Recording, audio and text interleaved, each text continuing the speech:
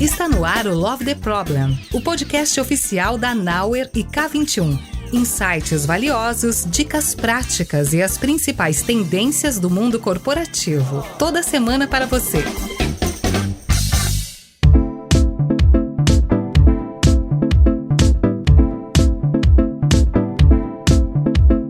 Fala pessoal, bem-vindos a mais um episódio do Love the Problem. Hoje eu estou aqui com ela, Samira Tavares, a pessoa mais difícil de marcar um Love the Problem nessa vida, gente. Esse episódio tá aqui no forno há um tempinho, a gente tem conversado bastante sobre esse assunto e eu tava super ansiosa pra gravar com a Samira, mas assim, a agenda da Samira, eu acho que eu já reclamei da agenda dela em outros episódios aqui, porque é sempre super disputada, mas muito obrigada por conseguir esse espacinho hoje pra gente. Samira, dá um alô pra galera aí, por favor. E aí, galera, tudo bem? Quanto tempo que eu não venho por aqui, que saudade que eu tava. E sim, eu confesso que a minha agenda é cheia. Mas fazer o quê, né? É assim que acontece com todas as mães desse Brasil, que tem que equilibrar todos os pratinhos de trabalho, vida, nananã. A vida acontece, não tem por onde correr. Mas tô muito feliz de voltar e espero que esse seja o primeiro de 2026, mas de muitos que a gente vai gravar esse ano ainda. É isso, e obrigada, Sam. Eu sei que você tá equilibrando, inclusive, escolite e várias outras coisas acontecendo na vida pra conseguir estar aqui com a gente. Obrigada por ter tido esse tempinho aí. E um beijão pra Amélia, né? De todos nós do Love the Problem também.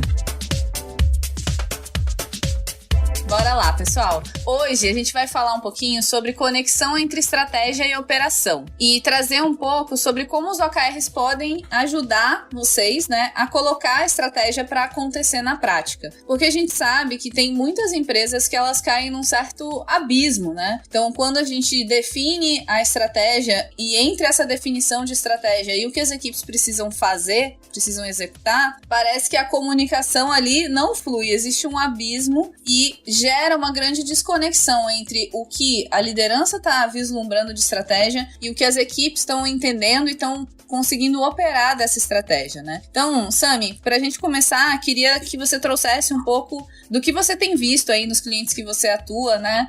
Sobre esse problema, como é que tem acontecido, o que a galera tem feito aí pra conseguir lidar com isso. Nossa, Rafa, esse é o grande desafio da liderança moderna, sabe? Do problema da atualidade.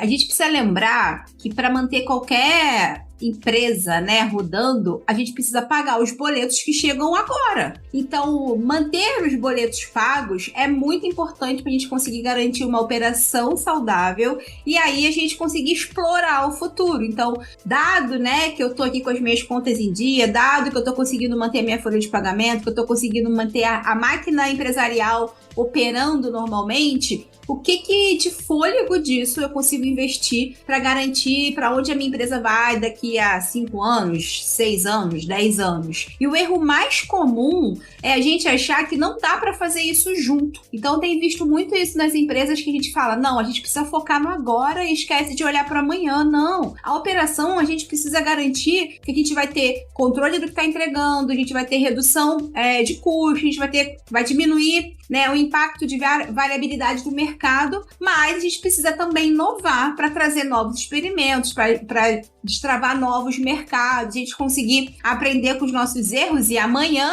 tornar isso, né, uma operação saudável. Então, quando a gente fala de ambidestria, não é escolher entre manter o agora rodando e olhar lá para frente. É a gente conseguir criar espaços com uma boa estratégia, e aí a gente vai falar sobre isso daqui pra frente e como que a gente vai equilibrar essas duas coisas. Então a gente precisa proteger o time o tempo todo de que nem tudo é urgente, nem tudo na nossa operação é urgente, e a gente precisa criar espaço para focar no que a gente vai fazer amanhã. Então, tô entendendo que acho que o ponto chave aqui, né, de conseguir fazer uma boa estratégia acontecer, na sua visão, é que a gente traga esse conceito de ambidestria organizacional, onde a gente equilibra a eficiência do dia a dia, o fazer mais com menos, o melhorar a nossa operação num cenário que a gente já conhece, ao mesmo tempo em que a gente tem espaço para explorar ideias novas, trazer inovação, testar novas hipóteses. É mais ou menos por aí? Exatamente essa jornada empresarial que a gente vai precisar olhar olhar um pouco mais para um e um pouco menos para outro. A gente vai estar o tempo todo fazendo esse equilíbrio, essas escolhas. Mas é importantíssimo a gente olhar para os dois o tempo todo. E dentro disso, então, já entrando um pouco no panorama aqui de estratégia, eu entendo que você tem algumas técnicas que você usa com os clientes para definir uma boa estratégia,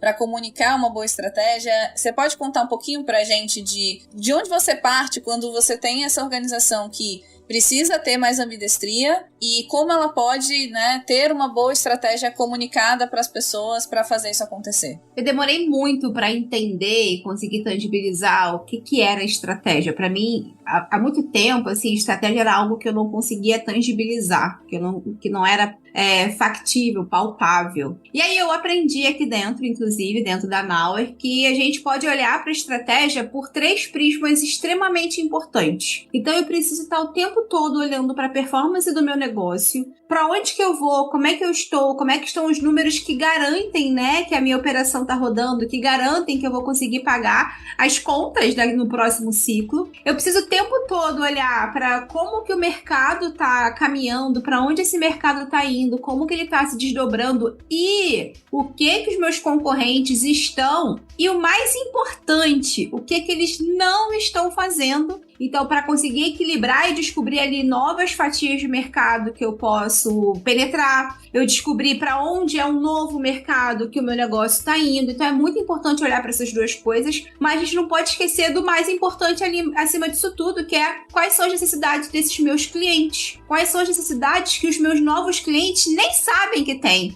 E eu tenho que descobrir. Então, equilibrar a estratégia com esses 3 olhares é fundamental para que eu consiga manter esse negócio rodando e eu consiga, inclusive, descobrir qual é o novo espaço que eu vou. Então, enquanto a minha operação roda para manter a minha performance do negócio ali ok, como é que eu me caminho em relação à análise de mercado dos concorrentes? Como é que eu vou caminhando em relação às necessidades do cliente e equilibrando tudo isso? Então, eu entrego valor para o meu cliente de uma forma que o mercado ainda nem sabe ou não saturou ainda, e como que eu capturo valor para o meu negócio nisso tudo junto. E você vê uma prioridade entre essas coisas, assim? E aí eu queria que você falasse um pouquinho mundo ideal versus o que você vê na prática, né? Porque eu imagino que na prática é fácil de olhar que todo mundo tá olhando para a performance do negócio em primeiro lugar, né? Na maior parte dos casos. Mas você acha que existe essa necessidade de mudança da prioridade, do nível de investimento que eu faço em cada um desses 3 pilares? Como é que é isso para você? Não existe negócio sem o mais importante, é quem consome o meu negócio. Então não adianta eu falar que a performance da minha empresa é o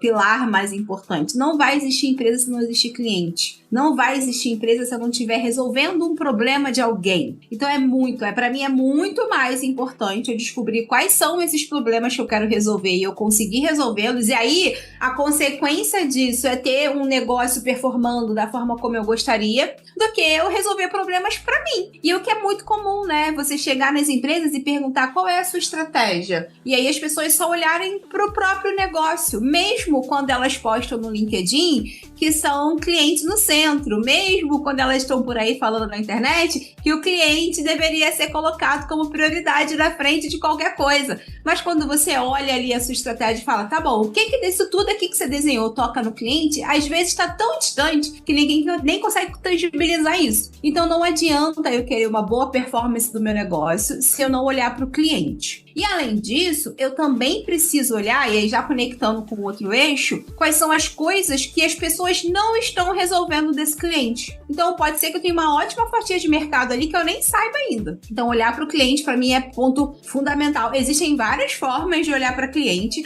Óbvio, né? Todo mundo aqui já sabe que a minha favorita sempre vai ser o Fit for Purpose. Então eu uso o Fit for Purpose há anos e todo mundo quando me pergunta como que eu descubro coisas sobre o meu cliente, como que eu descubro coisas sobre possíveis clientes, eu sempre falo, o Fit for Purpose vai te ajudar. Inclusive, a gente pode gravar um episódio só pra isso. A gente contar como que a gente descobre coisas de cliente com o Fit for Purpose. Acabei de ter essa ideia. Então, a minha favorita é olhar pra isso, é olhar pra necessidade do cliente, a gente descobrir quais são esses propósitos dele e quais são os propósitos que às vezes ele nem sabe que tem, né?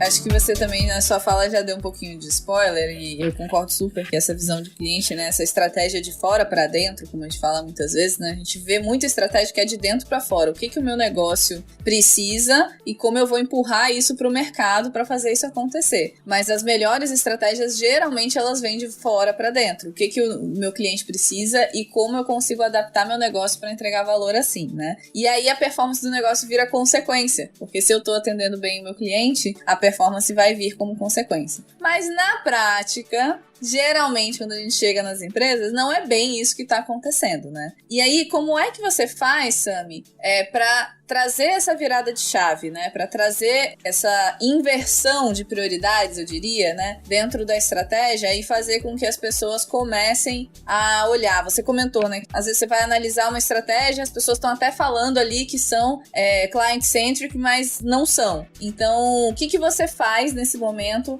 para trazer essa visão, esse awareness para a galera e começar a mudar de fato a estratégia? A primeira coisa é levar todo mundo para a incompetência consciente. É a gente dizer que aquilo que está desenhado não é que é ruim. Pelo contrário, às vezes são estratégias fenomenais. É conseguir alinhar essa estratégia aos desejos. Então, se eu tenho uma empresa que está falando que nesse ciclo eu tenho que ser cliente no centro, então eu preciso que alguma coisa ali naquela estratégia, né, me diga isso. Então, acho que a primeira coisa é trazer isso para a consciência. É importante demais a gente contar isso para as pessoas, porque as pessoas não fazem isso porque elas não querem. Eu fui ensinada que o meu negócio deveria estar olhando para o negócio, sabe? Não é normal a gente olhar para fora quando a gente fala de negócio. Então, acho que esse é o primeiro ponto, trazer isso para a consciência, que a gente precisa criar métodos e formas de olhar para o cliente. E a melhor forma de fazer isso, gente, a forma mais simples, é a gente descobrir o que faz o cliente usar aquele produto ou comprar aquilo ali. É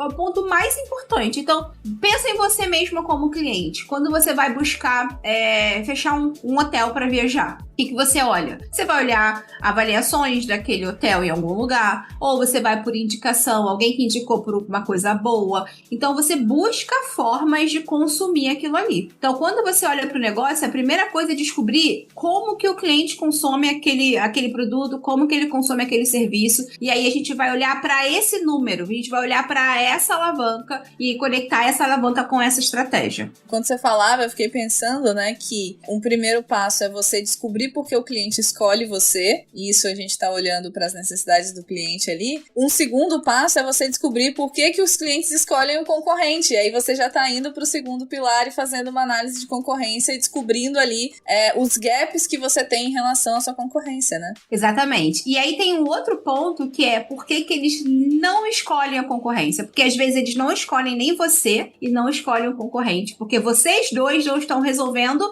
problemas que esse cliente tem. Então, além de olhar para esses dois pontos, é importante olhar o porquê que o cliente não escolheu, mesmo ele tendo a necessidade. Então, isso que você falou, Sami, me lembrou muito uma coisa que eu acho que já falei algumas vezes aqui no Love the Problem, mas sempre vale a pena repetir, que é a definição de concorrência do David Rogers, né? Que ele fala que concorrente é quem compete pelo tempo ou pelo dinheiro dos seus consumidores. Ou seja, o que o meu cliente está fazendo, o dinheiro que ele iria investir com o meu produto ou o tempo que ele iria investir com o meu produto, faz com que ele invista em outro lugar. E não necessariamente isso é uma visão de alguém que faz mais ou menos a mesma coisa que eu no mercado, né? Aquela definição clássica de concorrente direto e indireto, que é uma visão de dentro para fora e não de fora para dentro, né? Então, quando eu olho, concorrente é quem faz exatamente o que eu faço, ou concorrente é quem faz algo próximo do que eu faço, eu tô tendo uma visão de dentro para fora do meu negócio. E quando eu olho, concorrente é quem tá tirando o tempo ou investimento em dinheiro do meu consumidor para outra coisa, mesmo que seja um mercado completamente diferente do meu, mas o meu consumidor tá priorizando estar nesse outro lugar,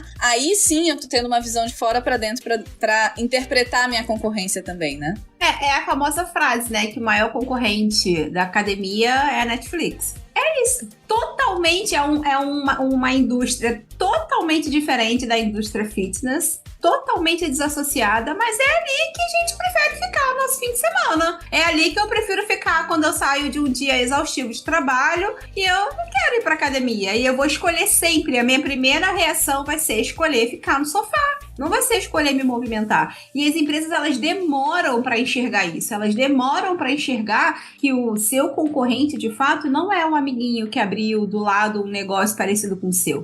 Seu concorrente são outras coisas que roubam o tempo do seu cliente. E pensando nisso, né, existe aquele momento que você vai olhar para a academia e ir para o streaming e vai pensar, tá bom, aonde eu boto meu dinheiro? Eu assino um streaming novo ou eu continuo pagando a academia? E é esse lugar que as pessoas não olham com tanto carinho, geralmente, né? Exatamente. E além disso, né, além desse ponto como que eu consigo combinar essas duas coisas? Como que eu consigo dizer para essa pessoa que ela pode entrar na academia e ali ela vai ter um tempo de fazer, por exemplo, uma bicicleta e vai poder ver o seu streaming, vai poder ler o seu livro, vai ter o seu tempo de qualidade. Porque o que é o streaming além de tentar ter um tempo de qualidade com você, né? Eu, pelo menos, enxergo assim. Então, o que não é academia além disso? A gente precisa começar a ressignificar essas coisas. Então, como que as empresas conseguem juntar essa visão e fazer com que mais pessoas despertem para essa necessidade de que eu posso ir para academia e eu também posso ter ali 40 minutos para ver o meu streaming? Exatamente, porque a questão não é eu enquanto rede de academia vou abrir um negócio de streaming agora para concorrer. Não é sobre isso, né? Exatamente. E nem pode, né? Porque cada indústria ela tem a sua força vital. Só que eu preciso começar a captar os desejos das pessoas, fazendo com que elas enxerguem que elas podem resolver necessidades delas em indústrias diferentes, com os mesmos objetivos. Então, eu ir para academia, ficar 40 minutos numa bicicleta, por exemplo, e ver o meu streaming, ainda é um tempo de qualidade comigo. Eu ainda estou resolvendo esse problema. Eu ainda estou resolvendo o problema de que eu preciso sair de casa, por exemplo, se eu sou uma mãe, que eu não aguento mais aquela criança falando mamãe, mamãe, mamãe, e eu só vou ter 40 minutos do meu dia para ter o meu cérebro ali focado em fazer nada, vendo o meu streaming. E é isso. E pensando nisso, então, Sami, como que a gente pode orientar as empresas a olharem de forma objetiva para essas coisas, né? Que métricas a gente consegue olhar? E aí, acho que falando, né? Dado que a gente está falando de ambidestria, de performance, eficiência versus inovação, disrupção, ou até mesmo nem precisa ser uma grande disrupção, mas um novo, né, produto, uma nova linha de negócio, enfim.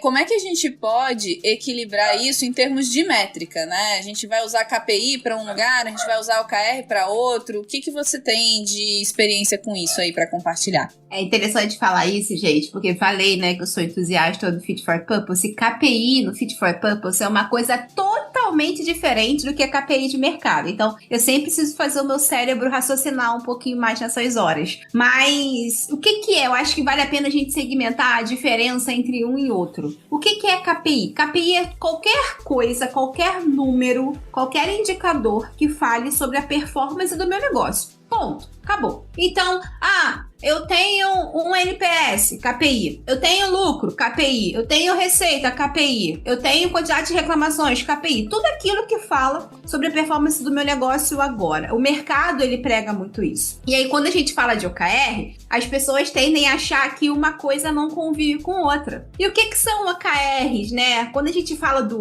são objetivos, e aí a gente conecta muito naquela parte de estratégia. Então, qual é o objetivo que eu quero alcançar daqui a um tempo? E aí, quando a gente fala da segunda parte, que é o KR, o que é esse KR? Nada mais são do que métricas que vão indicar, né, que aqueles objetivos foram realizados ou estão perto de serem realizados, né? Então, eu pego esse KPI, que é um indicador muito importante para o meu negócio, e momentaneamente eu transformo ele num KR. Eu vou falar o seguinte: olha, sabe aquela receita que eu quero alcançar? Eu vou alcançar X de receita em tanto tempo, mas ela continua sendo importante para o meu negócio. Só que eu vou deixar de olhar ela como um KPI naquele momento e vou passar a olhar ela como KR. E aí tem um outro conceito que eu gosto muito, que é a diferença de métricas lagging e métricas leading. Quando eu falo de KPI, eu tô falando, na grande maioria das vezes, de métrica lagging. Ou seja, eu tô medindo hoje alguma ação que eu fiz no passado. Então, é uma métrica que me fala do passado. E quando eu falo de OKR, eu tô falando de métricas leading,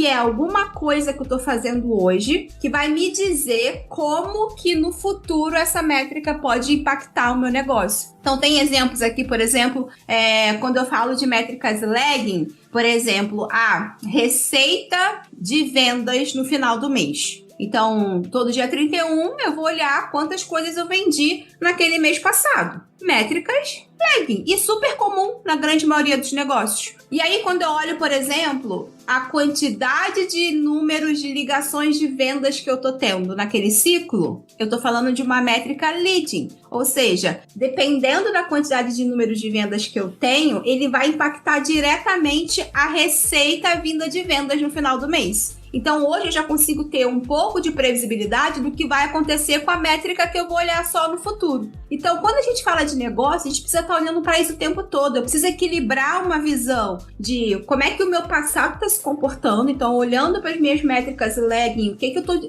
aprendendo com o que aconteceu, versus como que o meu futuro vai se comportar quando eu olho para métricas leading. Então, é equilibrar isso o tempo todo. E aí, independe se é KPI ou OKR, porque eu vou ter empresas que não trabalham com OKR, eu vou ter empresas que trabalham só com KPI, e aí quando eu estiver olhando de KPI, provavelmente eu vou estar olhando mais para as métricas lagging, e aí se eu começar a trabalhar com uma metodologia de OKR ou algo parecido com isso, eu vou estar olhando para métricas leading. Boa. Agora, eu fiquei com vontade de te perguntar, para você explorar um pouquinho mais a diferença de KPI para o Fit for Purpose. Não sei se a gente vai dar um nó na cabeça das pessoas, mas a gente pode dar esse nó e desfazer esse nó, porque eu acho que é importante, dado que a visão de KPI dentro do Fit for Purpose, ela traz uma ideia muito mais próxima do que é a visão das necessidades do cliente. Mas antes disso, vamos lá, só dando uma recapitulada aqui. Então a gente está falando aqui, né, que a definição mais clássica e mais comum de KPI nas organizações de Key Performance Indicator é aquele indicador que diz sobre a saúde e a performance do meu negócio, né? Geralmente é aquele conjunto de números que eu monitoro e que eu olho para eles para dizer se a empresa está indo bem ou não. E que quando a gente fala sobre OKRs, a gente pode, dentro dos nossos Key Results, utilizar alguns KPIs quando eles não estão num patamar saudável. Então, monitorei, vi que não está no patamar saudável, é um bom indicador, um bom candidato a ser um Key Result que eu vou trabalhar. E, inclusive, essa é uma forma super interessante da gente equilibrar dentro dos próprios OKRs essa visão de eficiência versus eficácia, essa ambidestria entre fazer cada vez melhor aquilo que eu faço agora e trazer novas, né, iniciativas, novos olhares, transformar a minha visão. Então, com isso, eu consigo ter um equilíbrio ali, muitas vezes trazendo um ou outro KPI para equilibrar dentro dos OKRs também nesse conjunto de Key Results. Agora, dito isso, vamos então falar um pouquinho sobre qual é a diferença de KPI quando a gente fala de Fit for Purpose. É super interessante isso, porque é importante ver como que os alunos se conectam nessa questão do KPI nas aulas de Fit for Purpose. Então vamos lá. O Fit for Purpose, ele olha para métricas por 4 vieses, muito importante. O primeiro viés é o KPI. Só que lá, quando a gente explica sobre o KPI dentro da ótica do Fit for Purpose, a gente está falando de todo e qualquer indicador que o cliente usa na hora de tomar a decisão de consumir ou não o seu produto ou o seu serviço. E não é só sobre a performance do negócio, não é nada sobre a performance do negócio em si. Óbvio que a gente olha para o negócio porque a gente está olhando pela perspectiva do cliente, mas é sempre o cliente. Então, por exemplo, quando você comprou um celular ultimamente, Rafa?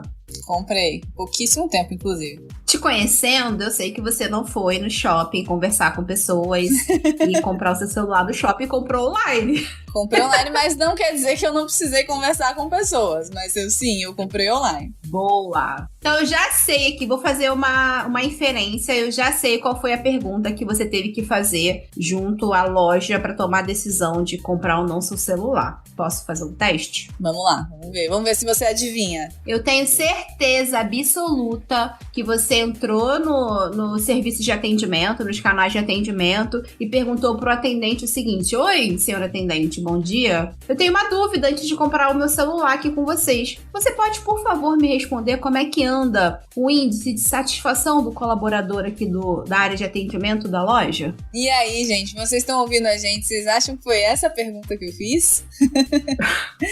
Claro que não, né? Não foi essa a pergunta que eu fiz. Não era a principal preocupação que eu tinha em mente na hora que eu fui comprar um celular. Essa dúvida, né, sobre como estava a satisfação das pessoas. É claro, e aí acho que você vai chegar lá, né, Sami? Que é super importante a satisfação dos colaboradores. Mas não era isso que eu queria perguntar. E aí, Sami? Porque não é isso que você usa na hora de tomar a decisão de comprar o celular. Você vai usar outras coisas. Você vai usar, por exemplo, a reclamação da loja. Então vai entender se aquela loja de fato é uma loja que cumpre com os acordos de entrega e tudo mais. E você vai olhar para as especificações técnicas do aparelho. Você vai olhar para outras coisas para tomar essa decisão de consumir aquele produto. Mas você não vai olhar para o índice de colaborador. Não vai olhar para isso porque ninguém olha. Porque isso é uma métrica do negócio. Então, quando a gente fala de KPI, olhando pela perspectiva do Fit for Purpose, é esse número que o cliente usa na hora de comprar o seu produto ou de consumir o seu serviço. E aí é muito importante a gente pensar como cliente o tempo todo, se colocar no lugar dele e entender como que ele está consumindo aquilo ali que a gente está oferecendo, porque senão a gente vai pegar um número e vai mascarar ele como viés de negócio. E não é isso. Então é o tempo todo pensando, não, KPI para o Fit for Purpose é o critério de escolha do cliente na hora de consumir aquele produto. Nossa, isso é uma grande mudança, né, Sami, assim, porque eu acho que tem muitos negócios que nem sabem, né? Assim, eu vejo muito isso com os clientes. Quando a gente traz essa provocação, né? De por que os clientes escolhem vocês, tem muita gente que não sabe. Eles têm hipóteses. Eu acho que é por causa disso. Ou a gente já viu o cliente falando aquilo. Mas de forma prática, tem muita empresa que não sabe exatamente por que o cliente está escolhendo eles, né? E aí, nessa hora, definir KPIs se torna um grande desafio, né? Exatamente. E além disso, o que a gente usa é só o NPS, né? É o NPS como, não, então se o meu NPS estiver acima de tanto, e aí o meu cliente está satisfeito. É a escolha do meu cliente, é porque o meu NPS está acima de tanto. Mas quantas vezes você já não passou naquelas lojas de shopping ou em farmácias que tem aquele totemzinho das carinhas felizes, mais ou menos, e tristes, e o atendente vira e fala assim: você pode, por favor, reconhecer como verde ou votar no feliz? Ou me dar uma nota 10 sobre o meu atendimento? Quantas vezes você não é induzido a falar aquilo que de fato nem é verdade? E eu me sinto meio mal. Poxa, como é que eu vou falar que o cara me atendeu mal? Ele me deu bom dia, ele fez... É bem legal. Às vezes não tinha o produto que eu queria, às vezes não tinha nada, mas eu coloco ali porque eu fico preocupada em prejudicar o trabalho daquela pessoa. Eu já ouvi também, Sami, uma vez uma pessoa virar pra mim e falar assim: você vai receber uma pesquisa de satisfação e você sabe que qualquer nota abaixo de 10 é ruim pra mim, né? Exatamente. Eu nunca iria votar 9.8. Nunca. Eu não quero ser eu a pessoa responsável por demitir aquele ser humano, sabe? Não quero fazer isso. A não ser que tenha motivos para isso, é diferente. Mas nesse caso não tinha motivo. Então, descobrir qual é esse número é muito importante para a manutenção da estratégia que a gente falou no início do episódio. Lembra lá? A gente falou de performance do negócio, análise de concorrência e de mercado e necessidades do cliente. As necessidades do cliente a gente descobre entendendo como que ele escolhe consumir o nosso produto ou o nosso serviço. Beleza, então vamos lá. Recapitulando do episódio todo, a gente tá falando então sobre trazer essa estratégia de fora pra dentro, de ter essa visão de cliente, de descobrir por que o cliente escolhe você. E você tocou um pouquinho, né, no assunto de OKR, mas também disse, não necessariamente a gente precisa fazer OKR, a gente pode estar fazendo outro modelo de gestão. O que importa no final das contas é entender a ferramenta de gestão de resultado que vai facilitar dentro do seu contexto, né, que você consiga ter essa visão mais amplificada sobre a estratégia. Mas e aí, quando chega na hora de botar essa estratégia para acontecer na prática? Porque eu também posso ter aquela grande visão, fiz meu Fit for Purpose, entendi quais são as necessidades do meu cliente, por que ele me escolhe, definir uma estratégia que considera essas necessidades do cliente, que considera as oportunidades, os gaps de mercado, o que ninguém está resolvendo, considera também a minha saúde, performance do meu negócio, e tenho aquela estratégia maravilhosa, mas a gente sabe que uma estratégia maravilhosa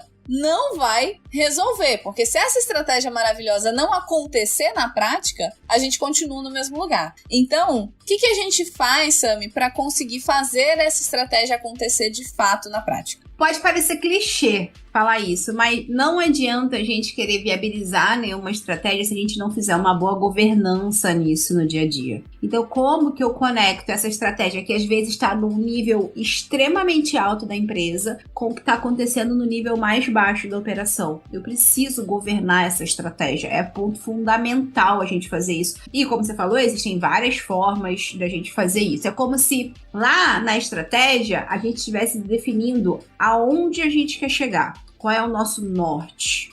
Para onde a gente vai? No meio do caminho, a gente tem que ter uma forma de governar o como que a gente vai. Como que a gente vai atingir aquele lugar. E é aí que entra uma boa governança. Então, existem várias formas de fazer governança, vários tipos de quadro, vários tipos de técnica. Mas se eu pudesse dar uma dica muito simples, gente, torne isso explícito. Tire da cabeça das pessoas o como e coloca todo mundo olhando para o mesmo lugar. Então, se a gente tem uma empresa que tem várias unidades de negócio, a gente vai dizer como que aquela unidade de negócio A está pensando em atingir aquela estratégia. Aí, como a unidade de negócio B está pensando em atingir aquela estratégia e assim por diante. E o mais importante, como não entre si. Então, tornar explícito, né? Tirar da cabeça das pessoas esses comos, colocar isso num lugar onde todo mundo tenha visibilidade, todo mundo consiga entender o que é mais importante para ser feito, é muito importante para que a gente consiga atingir aquele aonde a gente vai chegar em um determinado tempo.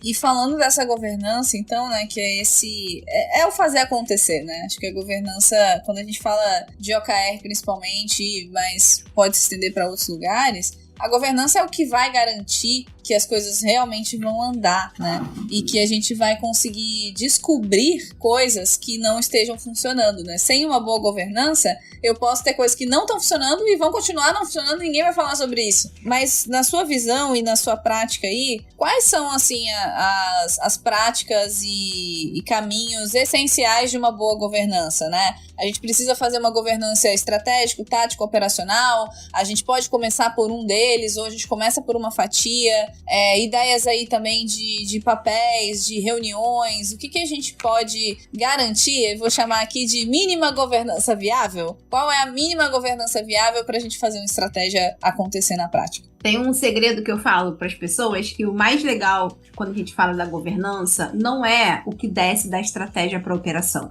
é o que sobe da operação para a estratégia. Então a gente precisa retroalimentar essa estratégia com o que acontece no dia a dia. Então, para mim, o ponto mais importante de uma boa governança é eu garantir que o operacional ele tenha voz em retroalimentar o que acontece nessa estratégia. Então, o que é uma boa governança para mim? Uma boa governança deve ter pelo menos 3 pilares importantes. Eu preciso ter um aonde, né? Uma estratégia muito clara. Então, todo mundo tem que saber para onde a gente está indo. Todo mundo. O que está implícito não tá claro. Então, a gente precisa tornar isso explícito. Então, no próximo ciclo, no próximo ano, nos próximos 5 anos, a gente quer alcançar tal lugar. E aí, como que eu vou fazer isso? Que é uma governança tática. Eu preciso fazer com que as pessoas entendam que não pode existir problemas para que esse como aconteça. E o meu papel enquanto uma liderança tática, por exemplo, é eu tirar todos esses empecilhos.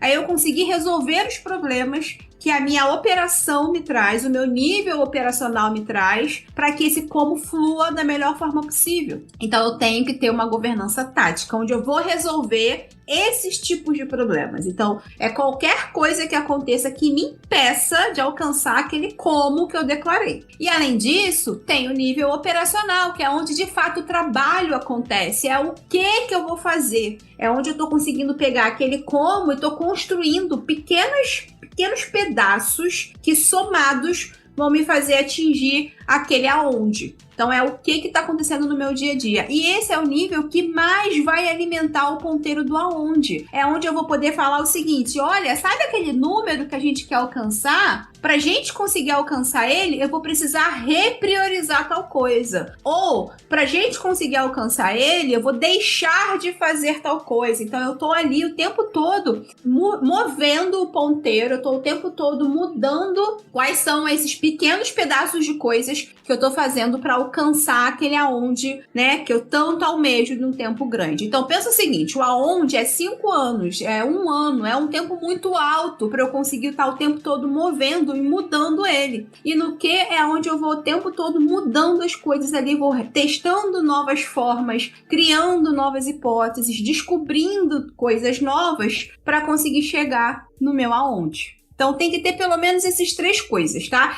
E aí, gente, vamos lá. Todos aqui, vocês são já pessoas que acompanham o Love the Problem há muito tempo, igual a mim, e a gente sabe que eu tô falando de basicamente ter 3 níveis de voo aqui dentro da minha operação muito bem governados. Então, já conectando com uma coisa nova aí, quem não conhece, fica aqui o meu convite para conhecer sobre Flight Levels. Tem aqui no Love the Problem diversos episódios sobre isso. Eu tô falando basicamente 3 níveis de voo. Então, tem o nível de voo estratégico, o nível de voo tático e o nível de voo operacional. E eu preciso governar essas 3 coisas e conectá-las o tempo todo. Eu, inclusive, aproveitando o gancho, né, de que a gente falou de Fit for Purpose, eu acho que vale muito a pena a gente gravar um episódio que conecta Flight Levels e Fit for Purpose pra gente poder trazer essa visão completa. Então fica a ideia aqui, Samira, pra gente fazer de próximo episódio. Mas isso é um ponto muito interessante, assim, sobre tanto a estratégia quanto o uso de OKRs, que é a gente, aos poucos, vai descobrindo novos conceitos, novos conteúdos, novas práticas que a gente precisa trazer para a organização para resolver problemas que não são diretamente sobre a estratégia. Porque uma vez que eu olho e falo assim, minha estratégia não estava boa, minha estratégia não estava clara, mas agora ela tá. Agora eu tenho uma boa estratégia, estou confiante nessa estratégia, é uma estratégia que eu consigo comunicar. Eu vou para um outro nível de desafio, que é como é que eu vou operar? E para eu operar essa estratégia em todos os níveis, eu vou precisar de um suporte, de uma governança que faça isso acontecer, mesmo que seja uma governança super simples, né? E eu acho que esse é um ponto importante também de reforçar do que a Sami está trazendo aqui, que é, a gente pode começar de forma simples, a gente pode começar de forma pequena. Um ponto importante, e aí essa é uma leitura minha, Sami, você me diga se faz sentido, mas acho que o ponto importante é, se a gente quer gerar impacto estratégico, precisa ser sistêmico. Então, mesmo que eu comece simples, mesmo que eu comece pequeno, eu não posso perder essa visão do todo. Faz sentido? Exatamente. E o começar simples eu vou testar isso daqui nos próximos 15 dias, nesse lugarzinho pequeno, e aí eu vou coletar os aprendizados disso, e aí nos próximos outros 15 dias eu já vou trazer novas pessoas para testar isso. E aí eu vou coletar aprendizados, vou mudar alguma coisa que precisar, e aí nos próximos 15 dias eu já vou trazer um outro grupo de pessoas para testar isso. Começar simples, gente, é isso, tá? 1 semana, 15 dias. Não é MVP de 9 meses, não é MVP de 3 anos, como eu pego nas empresas. É eu fazer uma coisinha de 1, 2 semanas, mesmo que seja pequena, e aí eu vou aprendendo e vou trazendo novas pessoas para trabalhar aqui junto nesse novo modelo, né, de operar. E aí tem outro ponto importante, Rafa, que o mais importante é eu preciso estabelecer de forma clara esse acompanhamento, essa governança. Então eu vou criar um rito, sim. Eu vou criar uma reunião que vai substituir outras várias reuniões. Eu vou criar uma reunião que vai substituir várias horas que eu fico numa reunião. Então eu tô trabalhando num cliente agora que eles passavam a sexta-feira inteira, as lideranças passavam a sexta-feira inteira fazendo reuniões de vários times diferentes, fazendo syncs, né, nesses times, e aí para tentar enxergar o que estava acontecendo no todo. E aí a gente entrou lá e estabeleceu uma reunião onde todos os times estão integrados e a gente faz uma reunião única de 1h30. E todo mundo tem essa visão de dependência, a visão do como, a visão de repriorização, a visão de impedimento, de pedidos de ajuda, todo mundo junto, no mesmo lugar. A gente cria essa visão sistêmica.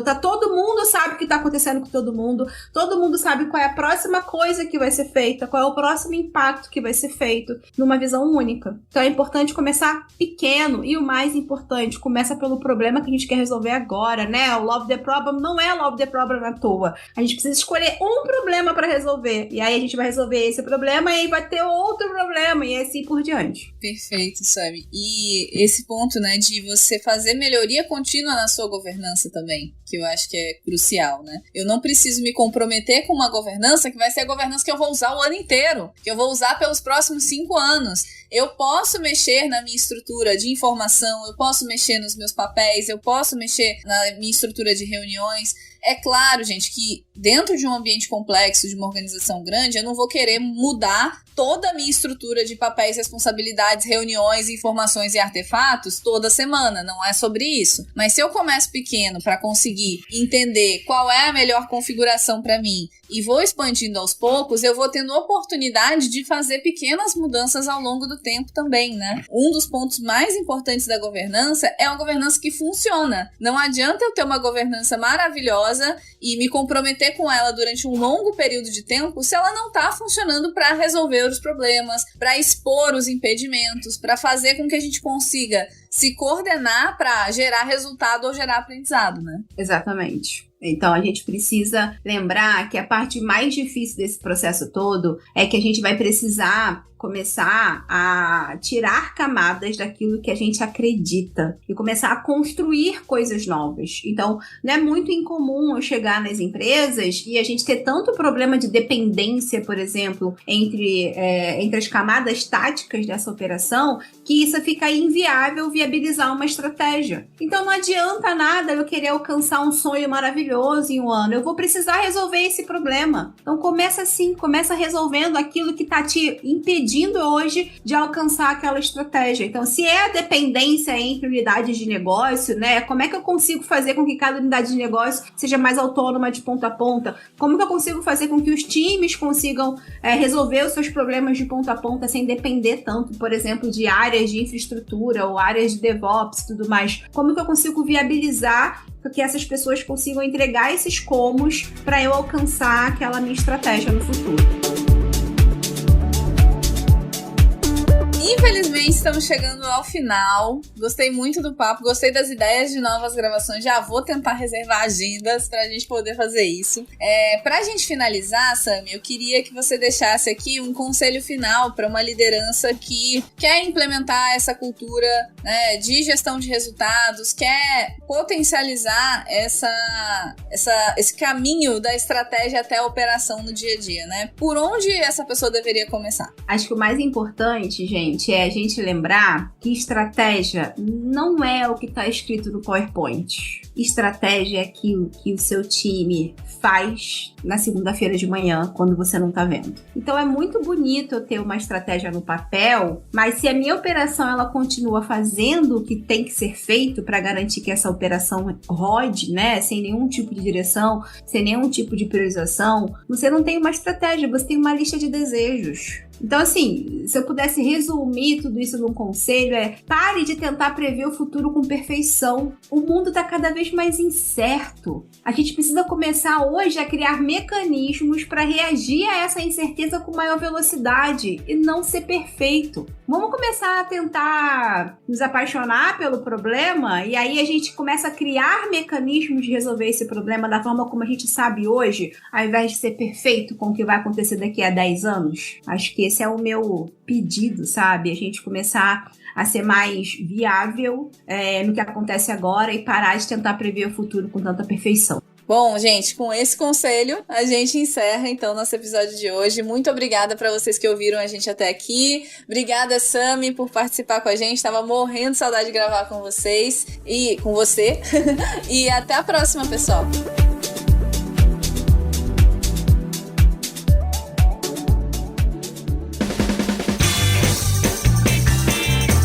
Este foi mais um episódio do Love the Problem, o podcast oficial da K21 e da Nowhere. Se você curtiu, compartilhe. Inscreva-se no seu agregador de podcast favoritos e espalhe conhecimento por aí. Procure por Love the Problem nas redes sociais E deixe seu comentário ou sugestões. Até o próximo!